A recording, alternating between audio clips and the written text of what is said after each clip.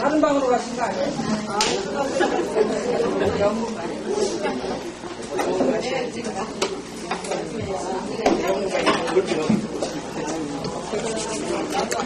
여기는 반장 없어요?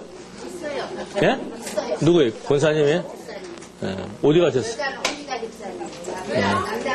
반장, 여기 기도하십시오. 시작하십시다. 예.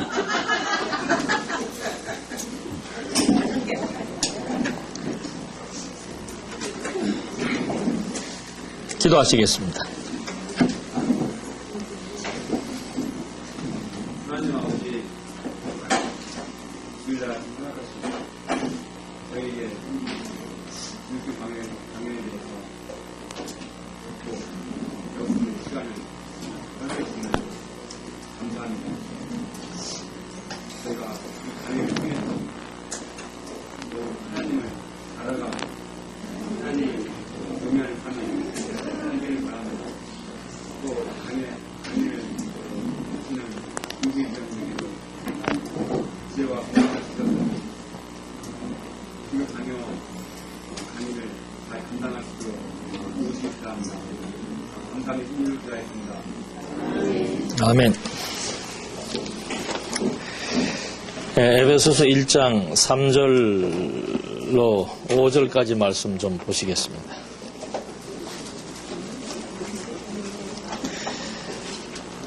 에베소서 1장 3절.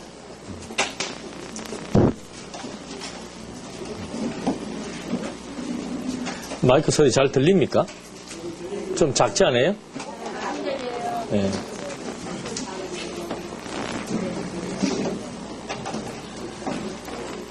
좀 크게 해달라. 예. 어디서 지금 우리 보고 있는 거예요?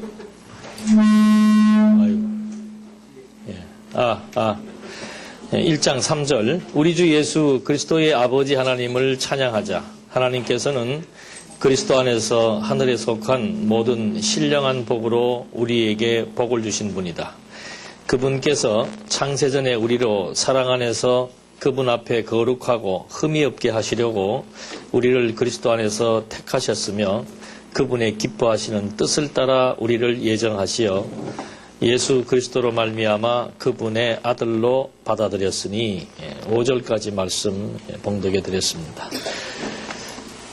칼빈은 그 기독교 강요 2권을 지금 개진해 나가면서 인간의 본성이 무엇인지로부터 출발을 합니다. 그렇게 해서 결국은 이제 하나님께서 인간을 처음에 창조할 때는 선하게 창조했는데 선하게 창조한 인간이 타락으로 말미암아 이제 그의 본성은 완전히 죄인이 되었다.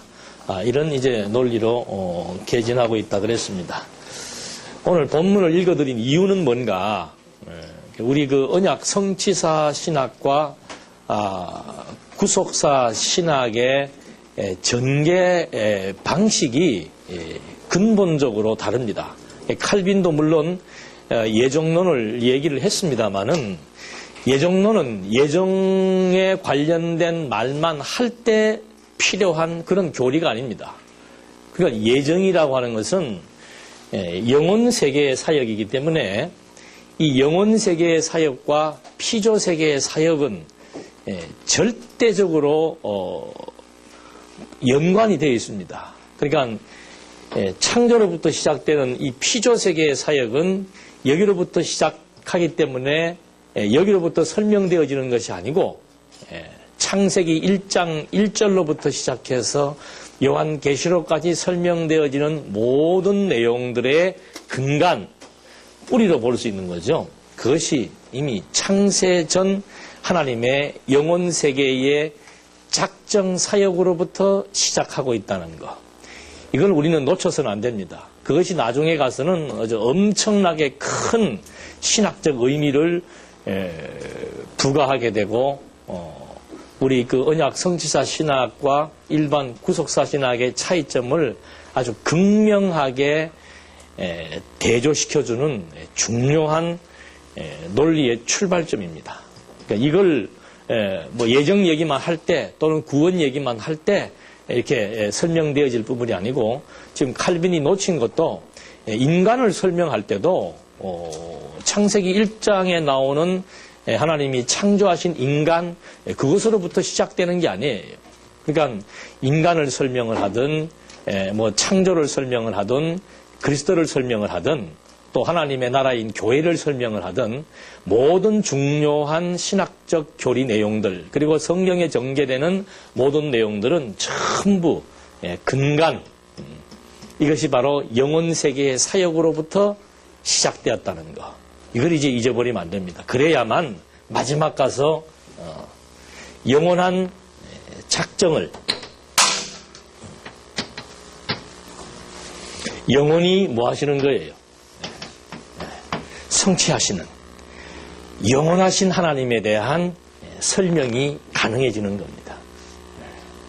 그래서 지금 읽어드린 내용도 칼빈은 물론 1장에서 창세기 1장에서 인간의 창조 하나님은 인간을 선하게 창조했다.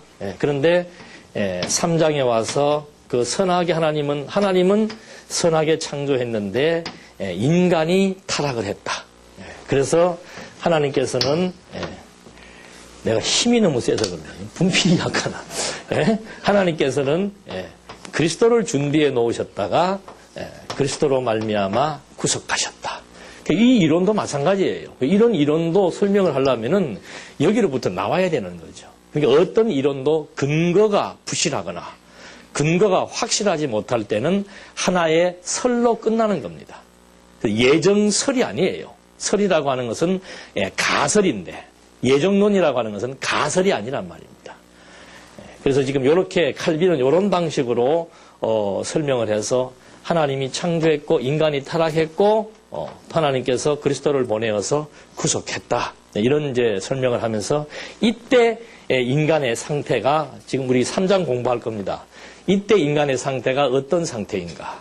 그 앞에서는 이때 인간의 상태는 하나님께서 선하게 만들어 놓으셨던 창조하셨던 인간의 상태에서는 인간에게 뭐가 있었다고요? 자유의지가 있었다. 그걸 이제 강점으로 부각시켜서 계속해서 어디에 초점을 맞추는 거예요? 설명의 초점을 누구한테 맞추는 겁니까? 그거 우리는 잘 잡아내야 됩니다. 그러니까 이 방에서 공부하시는 분들은 아주 예리한 분석, 판단, 비판 능력을 이제 여기서 길러내는 거예요. 그냥 설명되는 게 그 모종의 이유가 있습니다. 그래서 계속 지금 칼빈은 인간의 자유의지, 인간의 타락, 그리고 그리스도의 구속으로 말미암아 거듭나고 중생한 인간, 이런 자꾸 인간에 대가 포인트를 맞춰서 설명을 해 나갑니다. 그런데 왜 이럴 수밖에 없는가? 무엇이 빠졌기 때문에 이것이 빠진 거예요. 이것이. 그래서 여러분 에베소서 1장 3절부터 보니까 창세 뭐예요? 전에 어디에서? 그리스도 안에서 선택. 이건 존재입니다. 관념이 아니에요. 창세 전부터 그리스도 안에서 존재했던 인간. 주가 누구인가? 그리스도 안에서 존재한 거예요. 그래서 여기로부터 이제 시작이 되어야 계속해서 하나님의 이 선택은 하나님의 선택이잖아요. 하나님께서 당신의 무엇을 따라서 선택하신 이유가 뭡니까? 기쁘신 뜻이에요. 그러니까 우리의 존재를 하나님은 기뻐하시는 거라 이 말이죠. 그렇게 기뻐해 놓으신 하나님의 뜻이 있었기 때문에 이제 여기에 와서 그 설명도 가능해지는 겁니다. 그리스도의 구속의 이유가 뭔가? 구속사 신학에서는 뭐라고 얘기합니까? 타락했기 때문에 구속이라고 말합니다. 그러면 인간이 타락하지 않았으면은 그리스도도 오실 이유가 있습니까? 없습니까? 이 목적이라면. 이것이 시간 세계로부터 설명되어지는 일반 신학의 허점이라 이 말이죠. 그런데 타락, 구속 이것도 마찬가지입니다. 왜 그리스도가 우리를 구속해야 되는가? 이유는 뭐예요? 거슬러 어디로 가야 됩니까? 왜 그리스도가 우리를 구속하시는 수밖에 없는 겁니까? 그게 기쁘신 뭐니까? 하나님의 뜻이니까. 그래서 이 피조세계에서 발생되어지는 모든 사건, 모든 내용들은 전부 다 근거와 이유와 목적을 분명하게 갖고 있습니다. 그것도 영혼 세계에서부터 갖고 계시는 하나님의 뭐예요? 작정, 뜻.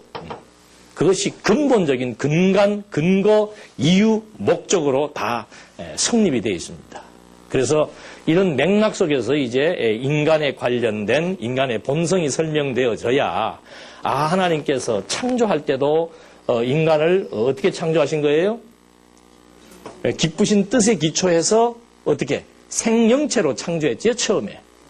생명체로 창조했고, 그 다음에 그 생명체가 타락을 해서 어떻게 되는 겁니까? 육체가 되고, 그 육체를 하나님이 다시 또 어떻게 해요? 살리셔서 중생체로 만들어 놓으시고, 그리고 최종적으로는 신령한 몸을 입고 부활체가 되는 이런 모든 과정들의 근본이 어디에 있다? 창세전 그리스도 안에서 하나님께서 선택해 놓으신, 그리고 그리스도 안이니까 이건 이제 이미 피조세계에서는 하나님이 인간을 창조하면서 인간에게다가 뭘 집어넣었어요? 그게 표현 방법이에요.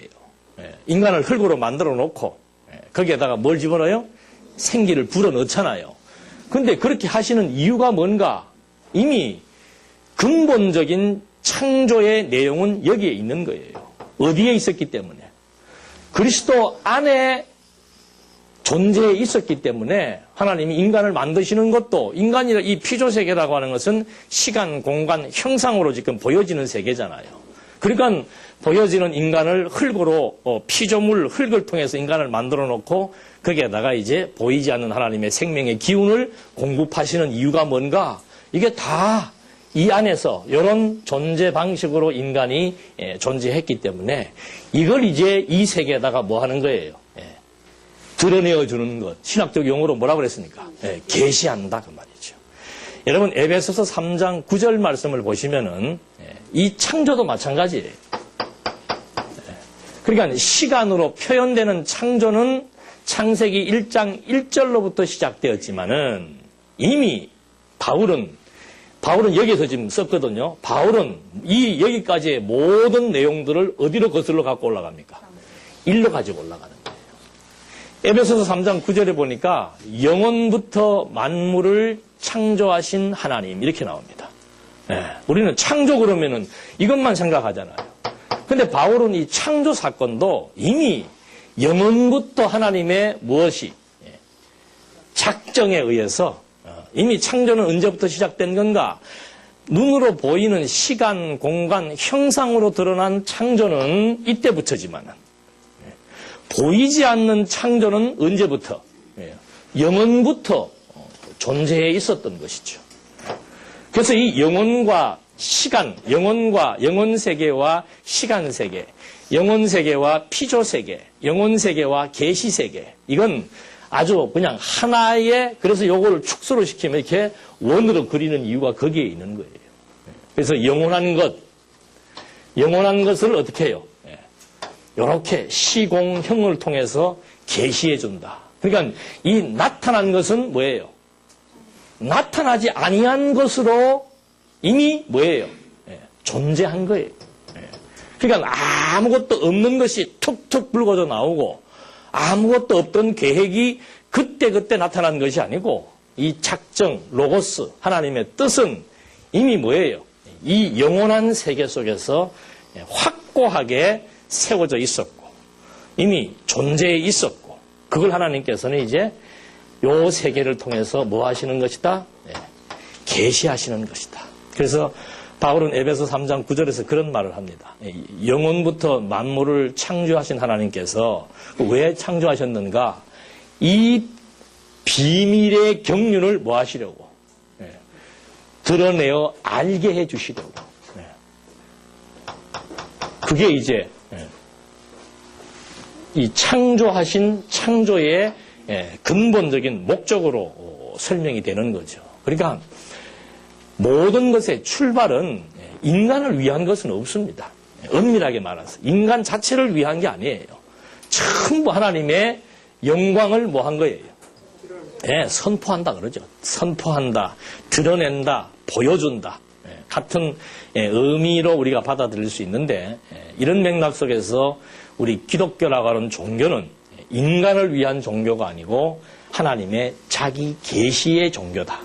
그래서 그 유명한 보수주의 신학자 한 분이 마지막 그 강의에서 그런 말을 했다 그래요. 뭐 로이드 존슨가 정확히는 기억이 안 납니다만은 그분이 강의할 때 계속해서 인간의 자유의지, 인간의 타락, 인간의 구속을 시종일관 평생을 강해해 오다가 마지막 가서 깨닫는 게 뭔가 하면은 이거 아니다 이 말이죠. 결국 기독교라고 하는 것은 인간을 위한 종교가 아니고 인간의 의한 인간을 위한 종교가 아니고 바로 하나님의 영광을 드러내는 계시 종교다라고 하는 말을 마지막 한마디 하고 끝냈다고 그러죠. 조금 더 했으면 좋을 텐데, 그게 지금 우리가 하고 있는 이 신학적 내용들이 전부 하나님의 영광 선포에 의한 하나님 계시를 중심으로 이해하고 전개해 나간다는 것이 기본적으로 우리에게 딱 정립이 돼 있어야만은 이렇게 큰 차이점을 정확하게 파악하고 분석을 할 수 있게 됩니다. 그래서 지금 칼빈은 우리가 잘 알고 있는 5대 교리가 있죠. 칼빈의 5대 교리. 거기서 인간의 본성을 설명하는데 아주 중요한 교리로 채택되는 내용들인데 칼빈은 그 5대 교리를 설명할 때 전적 무능력, 이거 몇 사람들이 있습니다. 칼빈이 있고, 알미니안, 요거는 뭐 칼빈 시대에 교리적인 논쟁을 했던 그런 이제 하나의 학파죠. 알미니안 학파라가 있고, 그 다음에 20세기, 21세기에 바르트가 있는데, 이 세 사람의 이론이 각각 다릅니다. 그러니까 인간의 상태를 설명할 때 타락한 인간의 상태라고 하는 것은 전적으로 무능력하다라고 얘기를 하는데 알미니안주의자들은 뭐 타락을 했든 안 했든 상관없이 인간에게는 전적 무능력이 아니고 능력이 있다. 자율적인 능력이 있다. 뭔가 선택할 수 있고 결정할 수 있고 행동할 수 있는 그런 자율적 능력이 있다라고 얘기를 하고 있고 바르트 역시도 마찬가지입니다. 똑같이 자율적 능력이 있다라고 얘기를 하는 거죠. 이게 이제 현상만 가지고 얘기를 하는 겁니다. 그러니까 이 근본되는 영혼 세계라고 하는 이 영혼 세계라고 하는 진짜 참 실존의 세계를 이해하지 못하고 나타난 것으로부터 풀어서 해석하는 현상학이라고 하는 것은 전부 한계가 있는 거예요. 그래서 뭐 실제로 우리도 보면은 저런 개념을 이해하지 못한다면은 우리는 이미 창세 전부터도 이렇게 그리스도 안에 완전히 종속된 존재라 이 말입니다. 그걸 이제 이해하지 못하니까 나타난 것만 보니까 내 스스로가 생각하고 내 스스로가 판단하고 내 스스로가 결정하고 뭐 이렇게 되는 줄로 자꾸 자율적 인간이라고 판단을 잘못하게 되는 겁니다. 이것은 또 어떤 선택의 문제에 있어서 하나님께서 인간을 선택하셨다라고 했을 때 칼빈은 무조건적으로 선택했다. 아무런 조건 없이 선택했다. 그리고 그 선택의 성격은 선택과 유기가 있다. 취하는 것이 있고 버리는 것이 있다. 이걸 이제 신학적인 용어로는 이중 예정설이라고 얘기를 합니다. 하나님이 예정을 해놓더라도 선택할 사람이 따로 있고 버린 사람이 따로 있다. 이것이 바로 하나님의 기쁘신 뜻이죠. 그건 성경대로 이해를 해야 되는데 이렇게 이제 칼빈은 설명을 했고 알미니안주의자들은 조건적이다. 왜 조건적이라는 말을 하겠습니까? 인간이 뭘 하니까? 자율적인 능력이 있으니까 인간의 행동과 태도 여부에 따라서 하나님은 선행을 하는 사람, 착한 사람들, 그런 사람들은 조건적으로, 또 열심을 내는 사람들은 조건적으로, 하나님이 선택을 얘기하지만 그렇게 얘기했다라고 하고 있고, 바르트는 무조건적으로 또 선택을 했다라고 얘기하는데, 이건 뭔가 하면은 모든 피조 만물과 인간 모두를 아무런 조건 없이 선택했다. 근데 여기는 모두를 선택했다 그 말입니다. 그래서 여기는 일원론적 예정론이라고 얘기합니다. 그러니까 하나님이 선택을 할 때는 다 선택을 했지, 하나님께서 어떻게 누구를 미워하고 누구를 사랑하고 그럴 수 있겠는가. 하나님이라는 분은 그래도 마음이 넓으신 분인데 모든 인류를, 자연 만물까지라도 다 하나님은 사랑한다. 그래서 이 바르트는 신의 속성 중에서 사랑의 속성을 제일 되는 속성으로 규정을 해서 신학 이론을 전개합니다. 그래서 1절에도 그런 말씀 드렸습니다만은 이렇게 하나님께서 모든 피조 만물을 다 사랑하시고 인간도 다 사랑하셨다. 그렇다면 이제 그 속죄의 범위에 있어서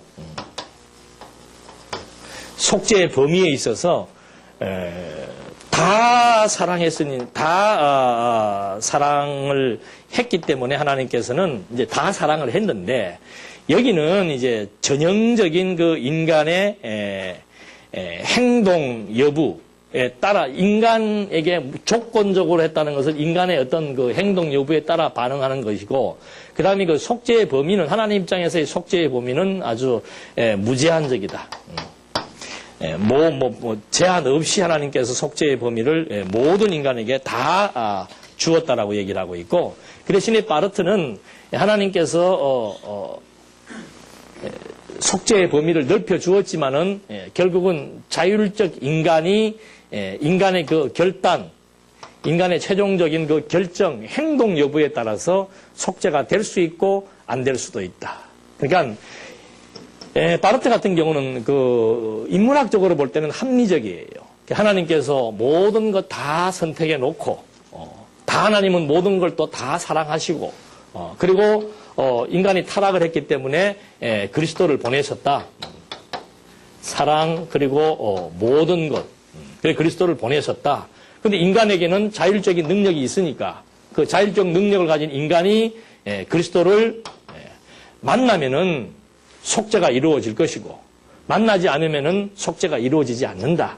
이것이 초기 바르트의 사상이었습니다. 그런데 지금에 와서 바르트는 이제 이것마저도 하나님의 입장에서 새롭게 정리를 하고 있습니다. 하나님은 사랑인데, 인간이 하나님을 좀 그리스도를 찾는다고 해서 봐주고, 안 찾는다고 해서 안 봐주고, 그건 좀 사랑에 대해서 무리가 있지 않는가. 그러니까 하나님의 사랑은 무제한적이고, 무한한 것이기 때문에 설령 인간들이 이렇게 그리스도를 만나려고 하지 않더라도 최종적으로 하나님께서는 어떤 방법을 동원하든지 간에 인간에게 사랑을 베푸시게 돼 있다. 그것이 하나님의 전폭적인 은총이고 사랑이다. 그러므로 최종적으로 가서는 지옥이라고 하는 것도 있을 필요가 없게 된다. 이것이 요즘 이제 현대에 와서 주장하는 바르트의 그 신학 이론입니다.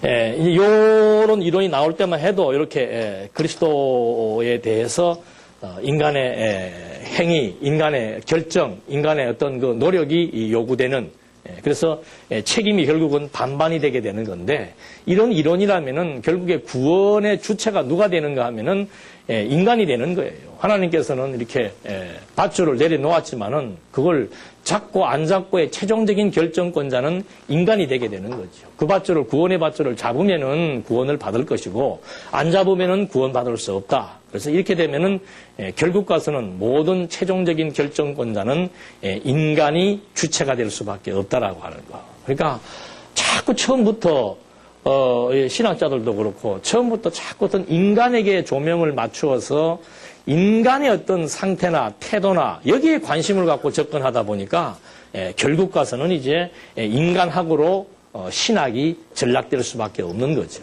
그러나 처음부터 하나님을 중심으로 해서 전개하다 보면은 처음도 하나님이고 나중도 하나님이에요. 그래서 여러분들이 강론집을 읽어보시게 되면은 그 성령 강론집의 그 특징 중에 하나가 뭔가 하면은 시종일관 처음부터 하나님 여호와로부터 시작해서 마지막 끝, 이제 뭐 아직은 끝은 안 나왔습니다만은, 현재 나와 있는 책 끝까지 보면은 시종일관 이 신의 논리가 계속해서 역동적으로 전개되고 있는 거예요. 이것이 일반 신학과 우리 언약 성취자 신학의 근본된 차이점입니다. 이런 말씀을 드리면은 또, 그러면 뭐 하나님 믿고 살아간다는 것이 우리에게는 그럼 무슨 의미가 있는가?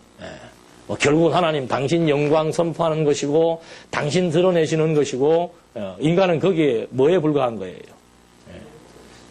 로봇은 값이라도 좀 나가지. 비싸요, 로봇도. 좋은 로봇은. 뭐, 별거 아니다. 나는 그럼 뭐 예수 믿는 이유가 뭔가? 나는 그럼 지금 뭐 신앙생활 해야 되는 이유가 뭔가? 행이라도 그런 마음 안 드셨어요? 가끔씩 들죠. 너무, 신만 너무 강조하다 보니까 인간이 뭐가 돼요? 아무것도, 존재도 아무것도 아닌 것 같고, 살아야 되는 이유도 별로 그렇게, 당신 좋아서 당신 알아서 하는데, 나야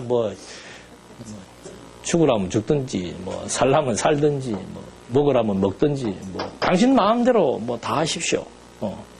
그런 발상 자체도 벌써 이 속에 들어가 있는 게 아니고, 하나님과 나를 어떻게 해요? 이렇게 좀, 떨어뜨려 놓은 이분법적 생각도 있고, 근본적으로는, 이런 하나님 아는 것이 하나님을 안다라고 했을 때 하나님을 아는 그것이 가지고 있는 어떤 그 효능, 그걸 이제 우리가 조금 간과하게 되면 그런 생각이 들 수가 있죠.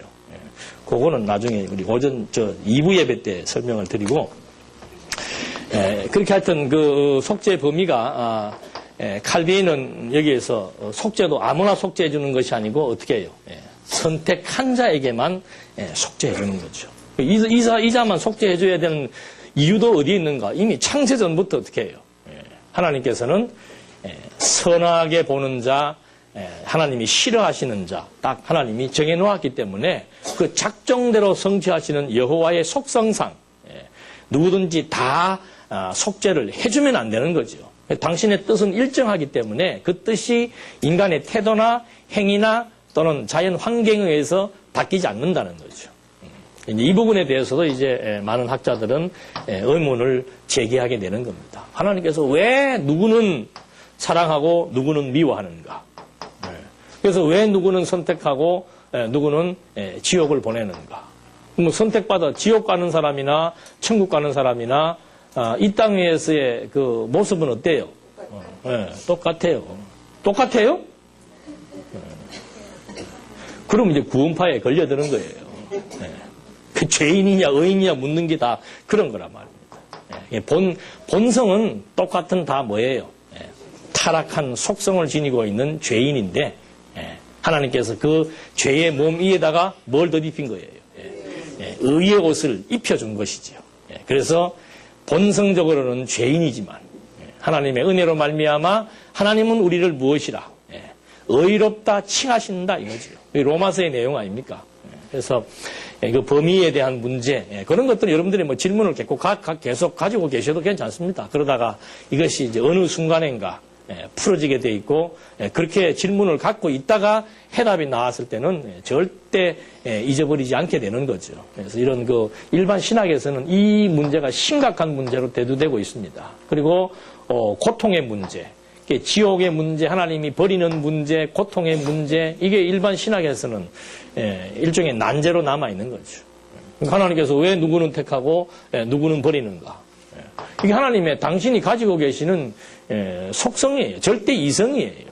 싫어하심이 있고 좋아하심이 있는 당신이 가지고 계시는 절대 이성 기능이란 말입니다. 그 기능 그대로 절대자가 그대로 인간의 어떤 상대적인 상대자들의 어떤 행동이나 그들의 어떤 태도와 관계없이 당신이 일방적으로 당신의 속성을 드러내고 당신의 뜻을 따라 섭리해 나가신다라고 하는 것. 이것이 절대자만이 할 수 있는 절대자에 대한 계시의 방편이라 이거죠.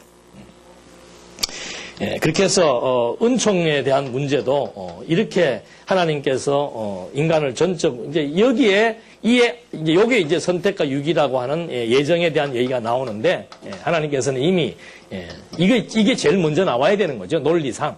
창세 전부터 하나님은 그리스도 안에서 그 기쁘신 뜻을 따라 우리를 선택해 놓았기 때문에 이들에게만 속죄가 주어지고 이렇게 주어지는 속죄는 인간 편에서 거부할 수 없는 불가항력적 은총이다. 여기는 전부 다 인간이 거부할 수 있습니다. 그래서 가항력적 은총이라는 그런 신학적인 용어를 쓰는 겁니다. 그러니까 인간이 잘하면은 그 은총이 주어질 수 있고 혜택을 받을 수 있고 인간이 못하면은 인간이 거부하면은 그 은총이 주어지지 않는다라고 말하는 거죠. 그러나 성경은 그게 아니고 하나님의 은총이라고 하는 것은 이미 절대적입니다. 하나님의 계획은 절대적인 거예요. 그리고 하나님의 작정은 전제가 뭔가? 하나님의 작정, 하나님의 언약은 절대적 성취를 포함하고 있는 그런 의미를 가지고 있습니다. 그러니까 우리는 약속을 해도 뭐예요? 마음은 지키고 싶지만 어떻게? 환경이 안 따라주면 못 지키잖아요. 근데 하나님은 절대자이시기 때문에 하나님이 하신 작정이나 언약은 그건 뭐 100% 성취가 전제된 성취가 포함된 그런 개념으로서의 작정과 언약이라고 하는 것. 그래서 하나님의 은총 역시도 이건 불가항력적입니다. 하나님이 사랑하시기로 작정한 자는 그게 구약 성경에 계속 나오잖아요. 하나님이 아담에게 언약해서 복을 주었잖아요. 복 준 게 사랑하시기로 작정한 자 아니에요. 그 이후로부터는 계속해서 하나님의 언약의 대상들은 범죄를 해도 어떻게 해요? 끊임없이 하나님이 뭘 베풀어 주는 겁니까? 은총을 베푸시는 거예요. 그 이유가 뭔가? 하나님은 사랑이시기 때문에 하나님의 속성에는 사랑만 있는 게 아니잖아요. 그건 20%만 맞는 대답이고 왜 끊임없이 은총을 베푸시는가? 하나님이 어떤 분이시니까. 기쁘신 뜻을 따라 뭐 했기 때문에? 선택했기 때문에. 은총을 베풀기로 당신이 작정하신 그것이 당신이 기뻐하시는 뜻이기 때문에 그래서 끊임없이 그래서 하나님의 은총은 불변한 거예요. 또 하나님과 맺은 언약은 어떻게 해요? 또 영불변한 것이고 이것이 하나님의 속성과 관련이 있고 이런 사역들이 창세 이전부터 하나님의 뜻으로 존립했다는 것 자체가 우리에게는 엄청난 위안이 되는 거예요. 이런 이론이 정확하게 구축이 되어 있어야 여기에 우리가 살면서 뭐 실수를 하거나 또는 어리석은 행동을 해도 그것 때문에 좌절하거나 포기하거나 패배의식에 젖는 것이 아니고 그런 여건과 환경을 통해서 더욱더 탕자의 비유처럼 하나님의 그 절대적인 은총 그리고 하나님의 언약은 반드시 이루어진다라고 하는 언약 성취를 통해서 드러난 하나님의 그 절대성 이런 것들이 우리에게 이제 확인되는 만큼 더 확실히 여호와를 의지하게 된다는 것. 이런 맥락 속에서 칼빈의 오대기를 간략하게 말씀을 드렸는데 드린 이유가 이제 그 기독교 강요 2권의 3장에 나와 있는 내용들이 타락한 인간의 본성이라고 그랬습니다. 이제 그 본성을 이런 인간의 본성을 설명하는데 제일 잘 정리된 것이 우리 서적 중에서는 성경적 기독교라고 그랬죠. 거기에서 인생에 대해서 설명을 할 때 1장에서 어떻게 해요? 이렇게 생명체로 하나님께서 창조해 놓으셨다. 그게 타락전 인간입니다. 타락전 인간은 두 가지예요. 선하게 창조했고 생명으로 창조했다. 그게 선하게 창조하신 거. 이게 선하게 창조했다는 게 뭐예요? 하나님 보시기에 뭐 한 거예요? 좋은 거예요. 그 하나님 보시기에 좋게 창조하신 이유가 뭐라고 그랬습니까? 이미 이 안에서 하나님이 뭐 한 거니까. 보시기에 좋은 상태로 작정했기 때문에. 그래서 하나님께서 창세전 아담을 창조하실 때도 선하게 창조했고. 그 목적은 뭔가? 선하게 창조하신 목적은 뭔가? 하나님의 선하심을 뭐 하기 위해서? 드러내시는 거예요. 선하게 작정하신 대로 선하게 창조하심으로써 하나님의 선하심이 무엇인지를 그리고 하나님은 반드시 작정대로 언약하시고 언약대로 성취하시는 여호와로 영원히 존재하신다는 거. 그러니까 작정이란, 계속 말씀드리면 작정이란 이 영혼 세계에서의 사역되는 용어 개념이고, 언약이란 뭔가 피조 세계에서 드러나는 용어 개념이 이 언약이죠. 그런 맥락 속에서 이런 하나님은 계속해서 이 처음에 인간을 창조할 때 타락전 인간을 선하게 창조했다. 그러니까 하나님 보시기에 좋았더라. 선하게 창조한 것이고, 그리고 생명으로 창조했다. 생명으로 창조한 것도 마찬가지예요. 영적인 존재. 이미 여기에서 창세전 그리스도 안에서의 선택이라는 것이 그리스도로 말미암아 뭘 공급받고 있는 겁니까? 이게 그리스도의 생명의 기운을 공급받아야 여기에 존재할 수 있는 거 아니에요. 그러니까 여기서도 하나님께서 그대로 생기를 공급해서 이 관계가 그대로 유지되게. 그래서 이게 나중에 교회에 오게 되면은, 지난 시간도 그 말씀 드린 것 같은데, 지금 다음 시간에 할 얘기가 자꾸 중복이 돼가지고, 이상해요, 과목이. 교회에 오게 되면은, 여기도 보십시오. 교회의 본질이 뭡니까? 교회의 본질이. 누구하고의 교통이에요? 왜 그리스도와의 교통입니까? 교회란 뭐예요? 그리스도와 뭐가 된 거예요? 한 몸이 돼. 이게 교회예요, 교회.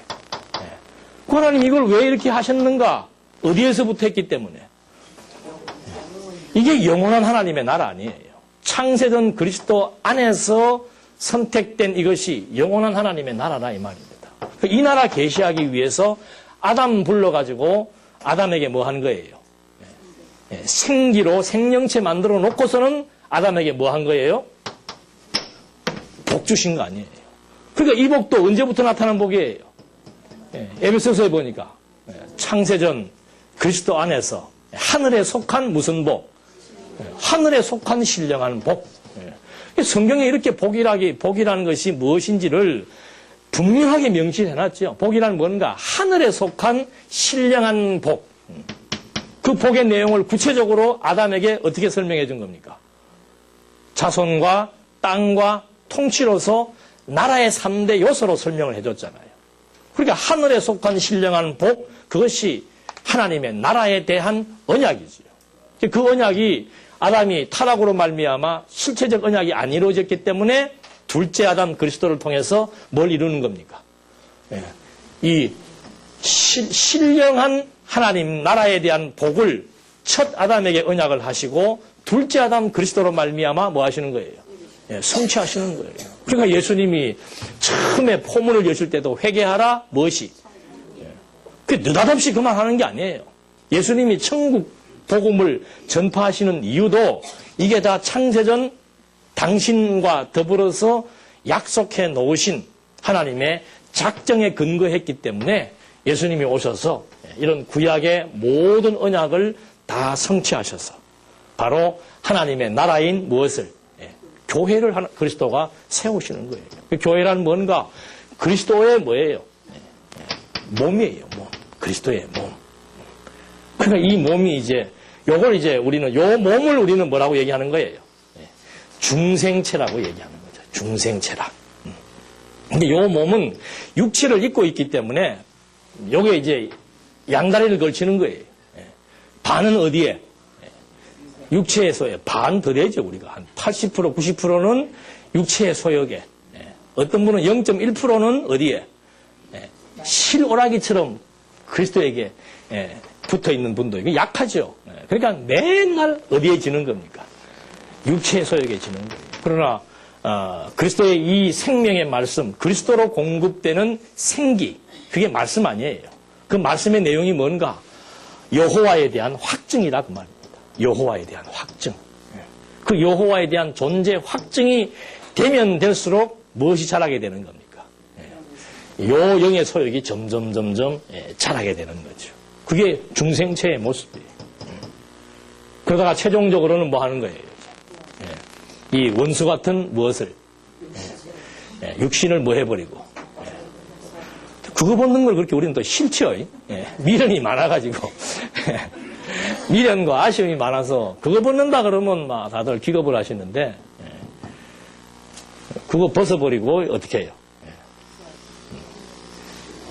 요 상태로 다시 복귀에 들어가는 거죠. 육을 벗어버리는 거. 제가 지지난 주간인가 우리 김장한 장로님 소천하셨잖아요. 근데 그 권사님으로부터 그런 얘기를 들었어. 그 운명하시기 전 몇 시간 전까지의 그 두 분이서 그 대화 내용을 들었는데, 그 무슨 영화 보는 것 같더라니까요. 계속 두 분이서 무슨 얘기만 했겠어요. 나 좀 더 살고 싶다. 뭐 그거 아니고 계속 당신 이제 편안히 가세요. 권사님도 편안히 가라고 그러고 가시는 분도 이제 곧 나는 갈 것인 줄 알고 그 마음에 평정을 유지할 수 있는 것이 뭔가? 그게 그동안 배워왔던 하나님에 대한 뭐예요? 확신이에요, 확신. 그것이 죽음 앞에서도 또 우리의 삶 속에서도 그대로 표출되는 거죠. 그러니까 하나님이 다 하시는데 하나님 알 건 뭐 있냐? 그게 아니에요. 이 땅에는 우리가 학습하는 기간이죠. 학습하는 기간. 공부하는 기간이란 말입니다. 그러니까 하나님에 대해서 알면 알수록 타락한 본성이 지니고 있는 육체의 소욕, 또 타락한 본성이 가지고 있는 가치 판단의 기준, 이런 것들이 자꾸 이제 달라지게 된다라고 합니다. 그래서 이 타락이라고 하는 것은 바로 아까 조금 뭐 지나갔습니다만은 이 타락한 인간이라고 하는 것이 선악을 아는 인간이라고 그랬습니다. 타락자는 어떻게 해요? 하나님이 선하게, 이 선은 이제 하나님 중심의 선이에요. 그러니까 이 섭리가 선악의 섭리입니다. 선악의 섭리. 이 피조세계의 섭리가 선악의 섭리예요. 그러니까 타락 이전에는 하나님만이 선과 악을 뭐 하는 거예요?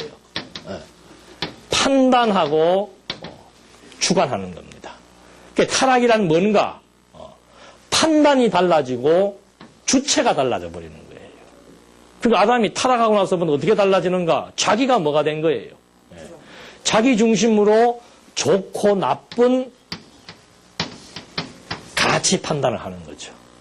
그러니까 바울이 로마서에서 타락하기 이전에는 모든 만물 속에서 하나님의 드러난 영광을 보고 뭐 했다? 같이 기뻐하고 같이 찬송했다. 그것이 하나님 보시기에 선한 상태였다 이 말이죠.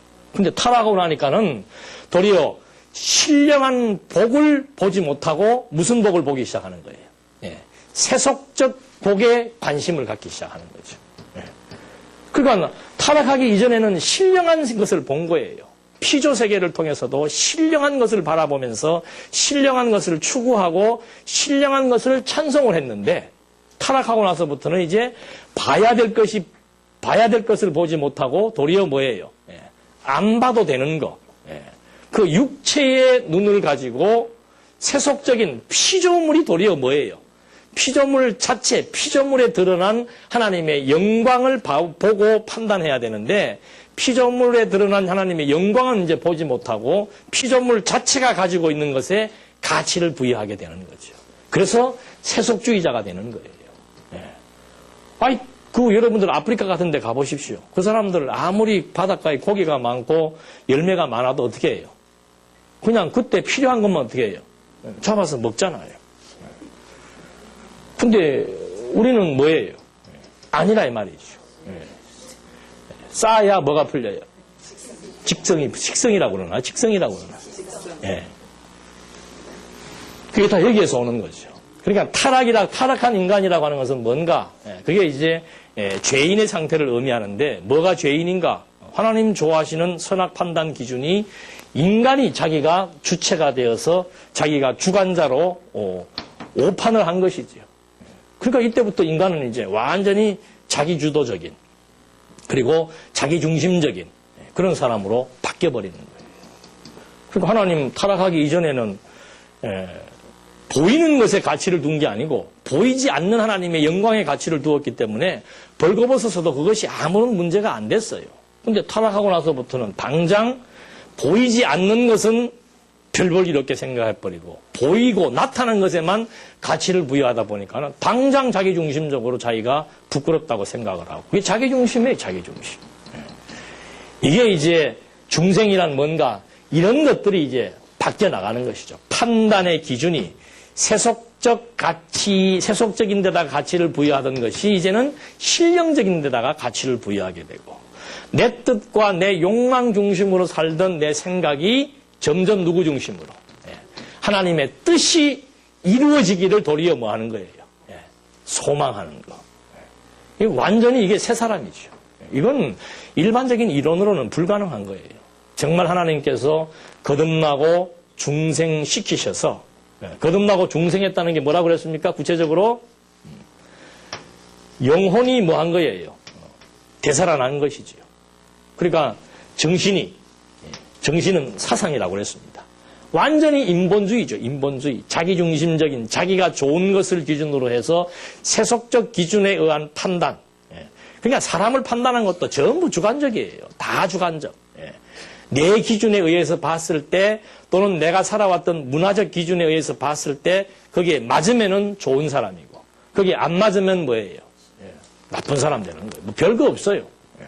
이것이 이제 결국은 인본주의적인 사상과 인본주의적인 판단 기준들이 이제 하나씩 바뀌게 되는 그것이 거듭나고 중생한 상태를 의미하는 겁니다. 그러니까 인본주의적인 사상에서 이제 완전히 누구 중심으로? 신을 본의로 하는 중심으로 사상이 개조가 되기 시작하는 겁니다. 이게 말씀이 아니고선 되겠냐 이 말이죠. 그 다음에 이성적 기능이라고 하는 것은 판단하는 거 아니에요. 판단하고 분별하는 거. 철저히 내 중심, 내 경험, 내 좋은 것대로 판단했다가 하나님의 말씀을 깨닫게 되면 이제 전부 누구 중심으로? 하나님 중심으로. 그러니까 여러분, 우리가 말씀을 깨닫고 나면은 변화된다. 그게 무슨 말인가? 다른 것 없는 거예요. 그전에는 한치의 양보도 없지요. 자기 고집, 자기 주관, 자기 경험. 그래서 부부싸움 하는 거 아니에요? 상대방을 인정을 하지 않으려는 거예요. 왜 그런가? 무엇이 강하니까? 자기 주관이 강하니까. 이걸 세상 말로 하면 뭐예요? 고집 아니에요, 고집. 근데 크리스찬이 되고 나면은 이게 다 꺾어지는 거예요, 고집이. 상대방 때문에 꺾어지는 것이 아니고 뭐예요? 하나님에 대한 지식, 하나님이 어떤 분이신가? 존재 확정되면은 하나님이 어떤 분이신 줄 알게 되고 그 하나님이 뭘 좋아하시는 줄 알게 되니까 점점 거기에 대해서 내가 고집 부려도 된다, 안 된다? 그러니까 애들 키우는 거하고 똑같은 거예요. 여러분 애들이 2살쯤 딱 되면은 엄마하고 뭐 해요? 기싸움 하는 거예요. 기싸움. 애들 눈치 빠나 백단입니다, 애들. 근데 엄마가 그거 맨날 제가 보면 지는 것 같아, 이렇게. 요즘 세대들 이렇게 보면은. 애들이 벌써 딱 봐서, 뭐 몇 번 울면 엄마가 어떻게 하는 반응을 애들은 본성적으로 알고 있습니다. 왜? 타락한 종자이기 때문에. 본성적으로 알고 있어요. 그럼 벌써 그걸 애기들이 벌써 이게 눈치를 보고 언어를 습득하기 시작하면서 줄다리기 하는 거예요. 누구 좋은 대로 하려고. 저 좋은 대로 하려고. 그걸 이제 엄마가 잘 어떻게 해 나가는 거예요. 교육을 잘해서 조율을 해 나가면은 그 애가 사회성이 있게 되는 것처럼 우리 신앙도 마찬가지예요. 본성적으로 우리는 누구 중심이에요? 뭐 남자들만 그런 거 아니에요. 옛날에는 뭐 아이고 남자들은 고집이 세고 요새는 그런 말 틀리죠.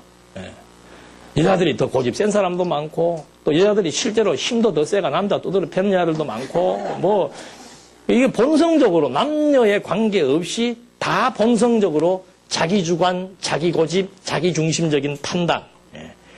이것 때문에 이제 특히 신혼초에 되면은 싸움을 더 많이 하게 되는 거죠. 그래서 하나님 알면은 그러니까 가장 이상적이고 아름다운 결혼은 뭔가? 남자와 여자가 다 같이 누구를 아는 거. 최고예요, 최고. 아이고, 예수 믿고 교회 나가면 좋지. 그런 차원이 아니에요. 실제적인 면에서 그 가정이 행복해질 수밖에 없는 이유가 뭔가?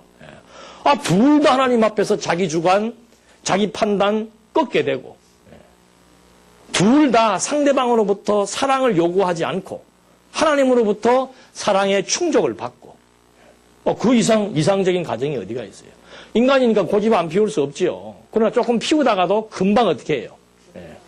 말씀이 주어지면은 이 확고한 절대적인 하나님의 뜻이 무엇인지를 깨닫게 되면은 이 섭리가 하나님의 작정에 의해서 하나님의 절대 능력으로 하나님이 전부 다 주관해 나가신다는 사실이 깨달아지니까 그 다음에는 쉽게 자기 주관, 자기 고집, 또 자기 판단 기준 허물어지는 거죠. 그때 마음에 뭐가 자리하는 거예요? 허물어지는 만큼 뭐예요?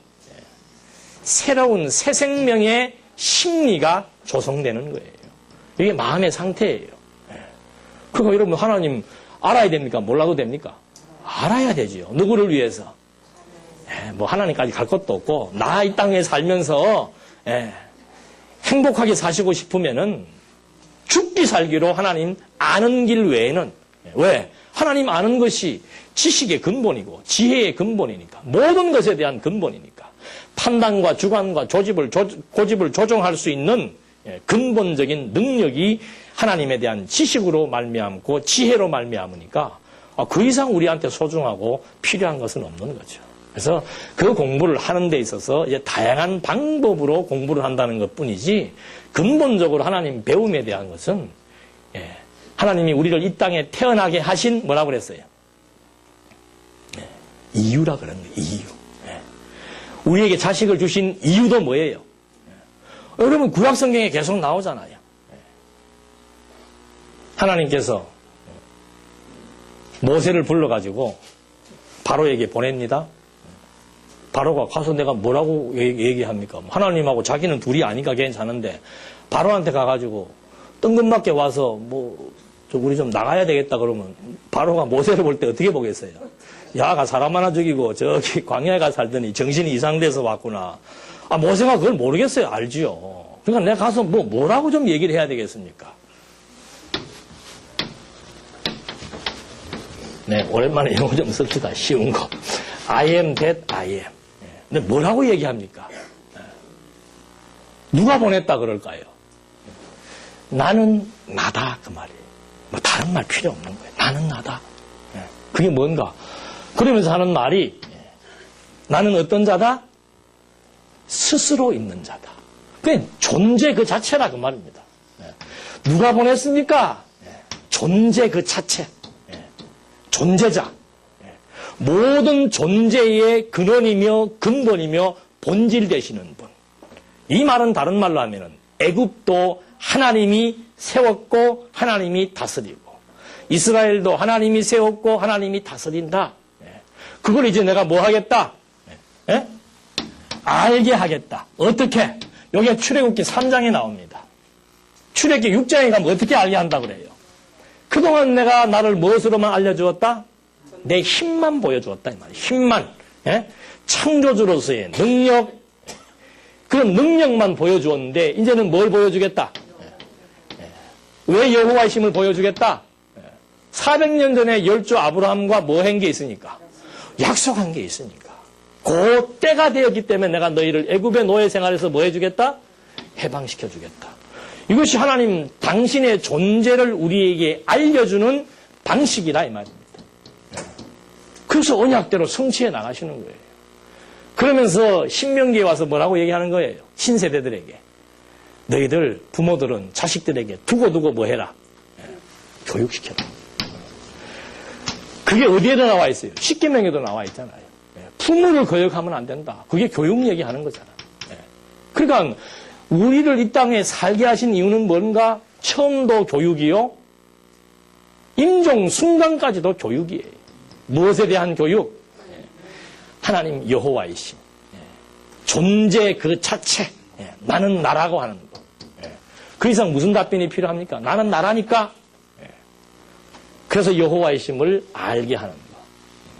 처음 시작할 때 여러분들에게 하나님 뭐 다 하시는 거 알아서 뭐 하냐라고 질문을 던졌습니다만은 하나님 아는 것 이상 우리에게 가치 있는 일은 없는 거죠. 그러니까 바울이 이 지식을 깨닫고 나서는 모든 것을 다 뭐로? 장애물로 여기는 거예요. 자기 삶의 장애물로. 근데 우리는 막 도리어 그 바울이 장애물로 여겼던 것을 어떻게 하려고? 취하려고. 얻으려고. 그거 찾고, 그거 얻고, 그거 모집, 보관하기 위해서, 모으기 위해서. 정반대의 생각과 삶을 사는 거죠. 그래서 인생이 피곤한 거예요. 바울은 우리하고 뭐 성등이 달라서 그런 게 아니고, 하나님 어떤 분이신 줄 알고 이것이 절대 가치가 있는 걸 아니까 그 다음에 모든 삶의 초점이 한 군데로 뭐 하게 되는 거예요? 집중하게 되는 거죠. 거기에서 일념이 나오는 겁니다. 그런 것처럼 우리 인생이라고 하는 것이 바로 이렇게 창세전부터 하나님의 작정, 그리스도 안에서 존재했던 우리를 하나님은 생명체로 만들어 놓으셨고 타락해서 육체가 되었는데도 불구하고 다시 중생체로 만드신 이유가 뭐라고요? 이것 때문에 그런 거죠. 하나님의 기쁘신 뜻대로 우리를 그리스도 안에서 예정했기 때문에 다시 거듭나고 중생시켜서 이들을 최종적으로 어떻게 해요? 신령한 몸을 입도록 만들어 나가시는 하나님의 섭리 역사. 그러니까 요거 하나만 이해해도 우리는 반드시 뭐 할 수 있는 겁니까? 신령한 몸을 입을 수밖에 없는 거예요.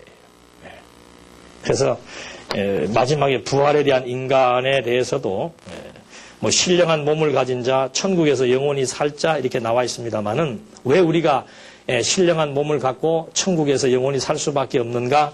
이미 창세전 그리스도 안에서 뭘 받았기 때문에 선택, 예정, 복을 받았기 때문에 그 복을 영원히 누릴 수밖에 없는 거죠. 그 복의 내용이 뭡니까? 하나님의 나라예요. 하나님의 나라의 백성으로서 살기 위해서는 반드시 썩지 않고 쇠하지 않고 강하고 영광스러운 신령한 몸을 입고 살 수밖에 없다라고 하는 거.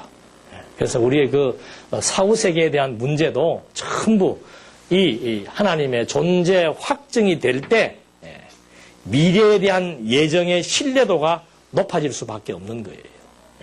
존재 확증이 될 때 그리스도가 다시 오신다는 것도 확실하게 믿어지게 돼 있고 믿어지니까 소망하는 겁니다. 영원한 생명으로 신령한 몸을 입고 영생한다는 이것도 확실하게 믿어질 수밖에 없는 거예요. 그래서 신존재 확증이라고 하는 것은 이만큼 우리의 생명의 변화도 일으키지만 실제 우리가 육을 입고 사는 동안에도 우리의 소망이 어디에 있고 우리의 사후가 어떻게 되고 내 삶의 목표가 무엇인지를 정확히 가늠하게 되는 중요한 의의가 있다고 생각이 됩니다. 다음 시간에는 4장 내용 하도록 하겠습니다. 기도하시겠습니다.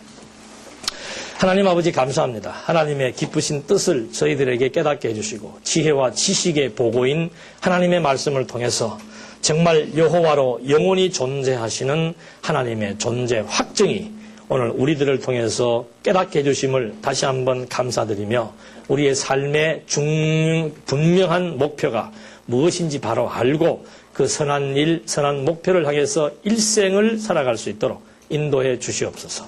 예수님의 이름으로 기도드립니다. 아멘.